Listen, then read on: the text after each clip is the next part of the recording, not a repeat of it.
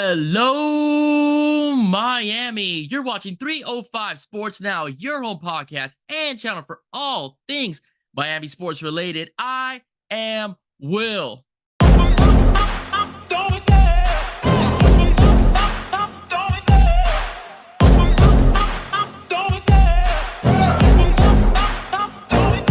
I love the chase and the hunt, and I set the pace when I'm running. I always take what I want and I always give it 100. Don't need a bank, no I'm funded. Play the game like it's nothing. I'm always thankful for something. Don't take for granted, stay humble. Now wake up!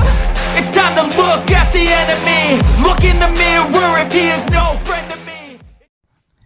Hey, what's up, everybody? Thank you so much for joining me today here at 305 Sports Now. I'm just giving you a brief rundown how I feel about the Miami Dolphins versus Kansas City Chiefs game tonight over there in Arrowhead with horrible conditions that are going to feel like -3 and -23 once the wind chill factor kicks in, as well throughout the evening. It's going to be a difficult game, all right? It's going to be a very difficult game for us Dolphin fans. It's basically going to take a leap of faith, I feel, for us to win just because of the injury factor, especially on our defensive side of the ball.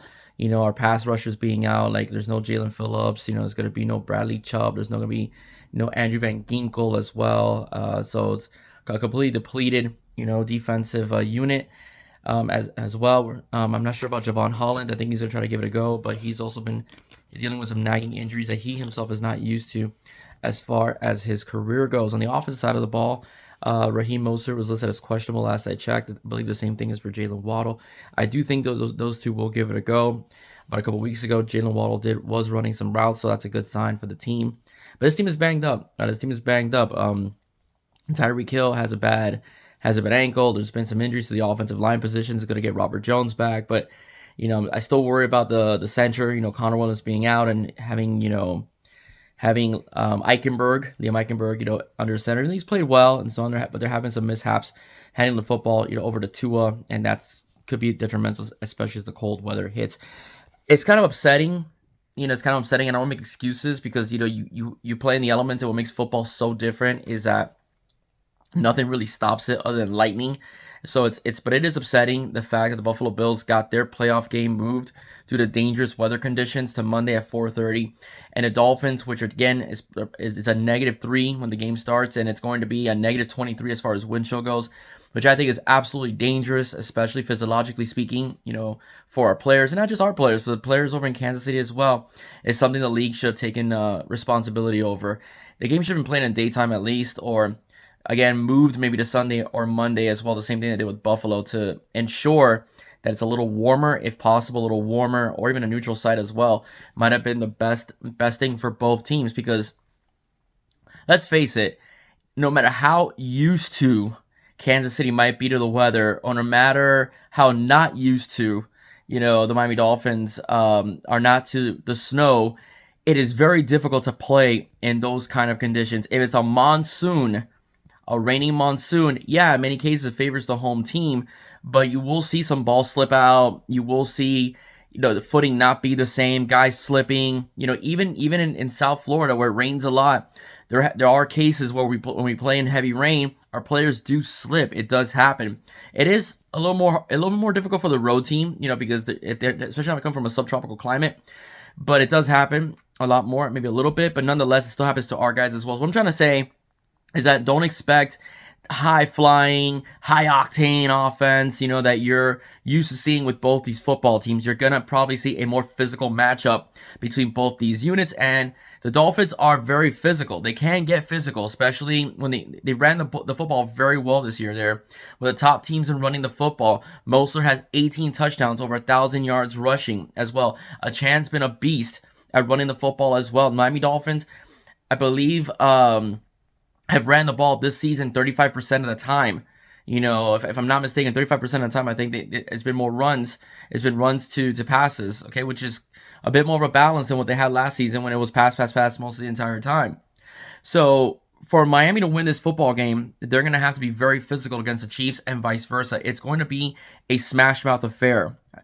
Can the Dolphins win? It's going to be very difficult. Be honest, as a Dolphin fan, I do pick the Chiefs by 4.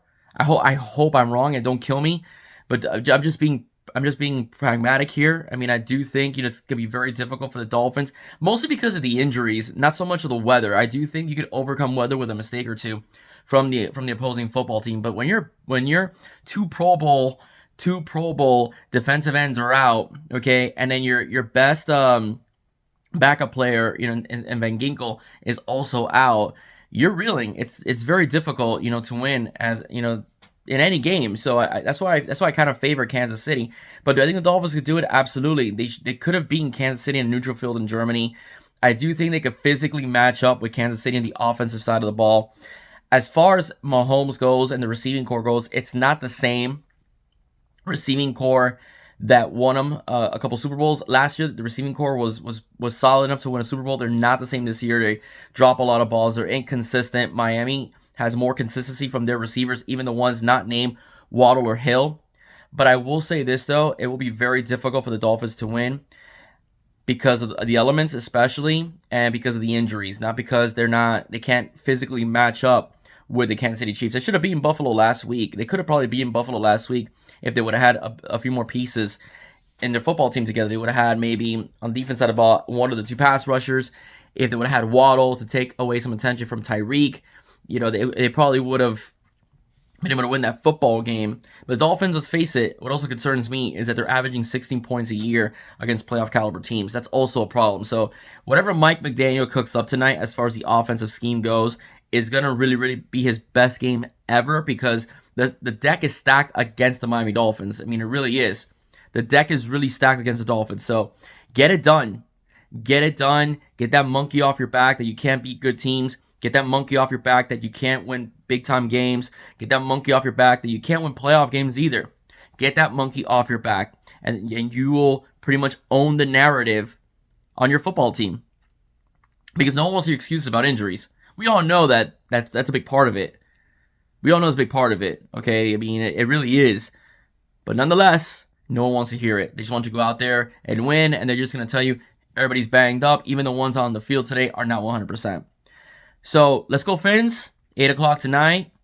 If just for those that are concerned and don't know yet, if you're living in the South Florida area, you could watch the game on your local NBC6 News network. Okay, so you could watch the game on NBC6 if you're living in Miami or in the Fort Lauderdale and the West Palm Beach area. So you're good. All you have to, if you have an antenna or your cable, you're fine. It's if you're outside of Miami where you have to have Peacock to watch the football game. And this is where I have a big problem with the NFL. And Steve Wilfong on X basically said, watch the game at a bar, not in your house, and prove to the NFL that they can't do this to the average consumer. I find it very disgusting that the NFL would put a game exclusively on a subscription site, forcing the fan to have to buy a subscription. I know that I go $30 for the year, limited only. I don't care. You don't do that. And I'm 43 years old, almost 44. I'm 43 years old, and I remember growing up, and I remember the Dolphin games were always on television. The Canes games as well were always on television. If they weren't on the major networks, they were on Channel 33 or Channel 39 if they were facing a mediocre opponent. Not all the time, but much of the time, you can catch a good Canes game on television. The Miami Dolphins were always on TV. The playoffs were always on TV. Unless it didn't sell out, then you have to worry about blackouts. But nonetheless, you still had an opportunity to watch the game locally. The NBA playoffs were always on NBC. I got to watch Michael Jordan for free without having cable growing up. The national championship game was always on ABC. That I could remember was always on ABC. When the Canes won that big-time matchup, and the 2001 Canes, when they throttled Nebraska, it was on ABC. Now everything is on ESPN. College football is the second most watched sport in the country, and if I want to watch good games, I have to have cable. That's not right. That's not fair. That's overly greedy, and you're taking advantage of the consumer. Many of us, we have kids, we have regular jobs, we have regular careers. We can't be buying subscriptions for everything. We really can't. So the NFL, fine. If you want to put it on Peacock, fine, but let it be available on regular TV. Just say, oh, it's available on Peacock, but you can watch it on Paramount Plus if you have Paramount Plus. You can even watch it on regular television if you want. But the fact of the matter is, the NFL is that cash grab for NBC is just wrong, and I'm completely against doing that. I think it's irresponsible, and I think it's wrong for the National Football League to take advantage of its consumers like that, because they know deep down inside they're going to watch. So I agree with Steve Wiltfong. Go watch the game. All right, go watch the game, but go somewhere else and watch it. If you're not living in the South Florida area, if you're living in the South Florida area, you're good. You can watch it on NBC6. You're perfectly fine. All right, but if you're living somewhere else, go stick it somewhere and go watch at a bar. All right, that's all I got to say. Ladies and gentlemen, thank you so much for listening here at 305 Sports Now. I'm working on some stuff. I'm bringing in some people. Okay, I'm bringing in some people. I should be having Dolphin from the Dolphins Thirsty podcast.